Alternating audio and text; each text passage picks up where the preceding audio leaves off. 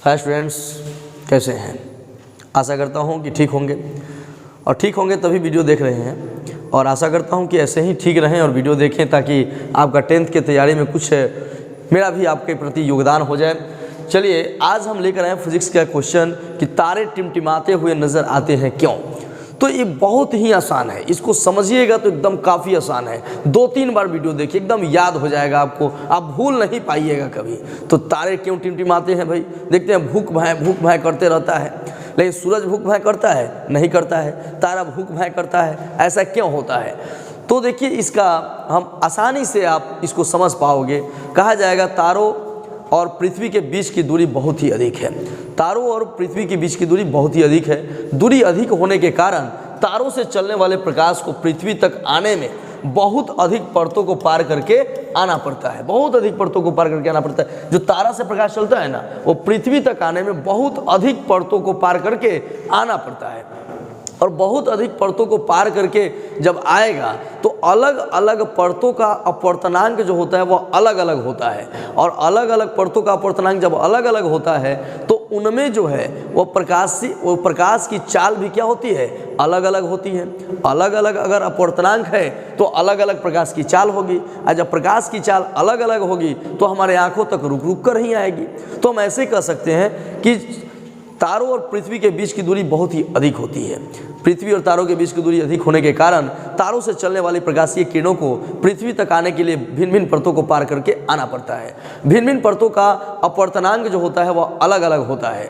भिन्न भिन्न परतों का अपवर्तनांक अलग अलग होता है। अपवर्तनांक अलग अलग होने के कारण उनमें प्रकाश की चाल भी अलग अलग होती है। और प्रकाश की चाल अलग अलग होने के कारण अर्थात कम या अधिक होने के कारण वह हमारे आंखों तक रुक रुक कर आती है। और यही कारण है कि हमें तारे टिमटिमाते हुए नज़र आते हैं।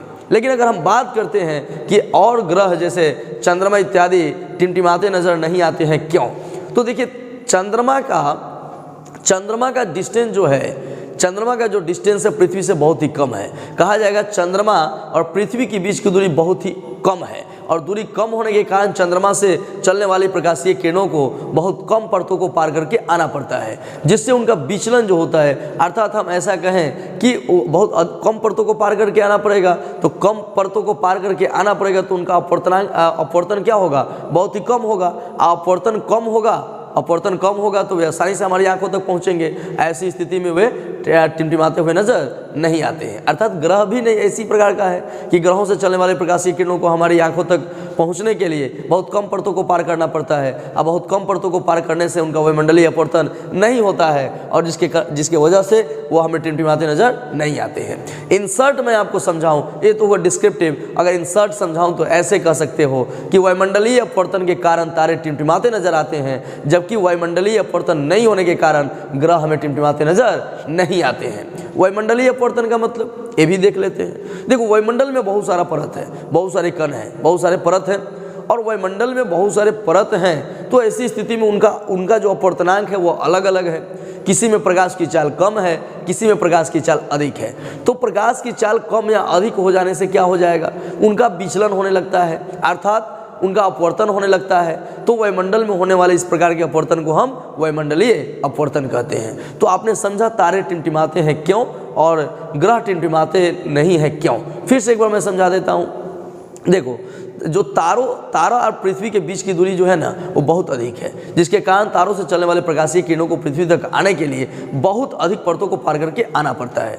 क्योंकि सभी परतों का अपवर्तनांक अलग अलग होता है।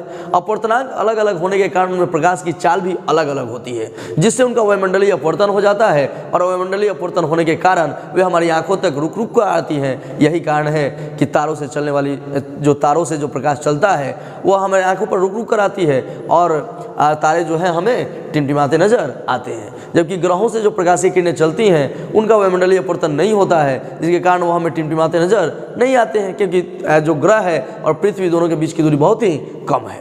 क्लियर है? तो मुझे आशा है कि आपने इस बात को समझा होगा। अगर 1-2 बार वीडियो को ठीक से देख लीजिएगा तो यह याद हो जाएगा, फिर अपने भाषा में तब्दील करके लिख सकते हैं। मुझे आशा है कि आपने इस बात को समझा, और यदि आपने इस बात को समझा तो आप इसे याद भी करें और अपने दोस्तों में इस वीडियो को शेयर भी करें। तब तक के लिए धन्यवाद। मिलते हैं किसी नए वीडियो में।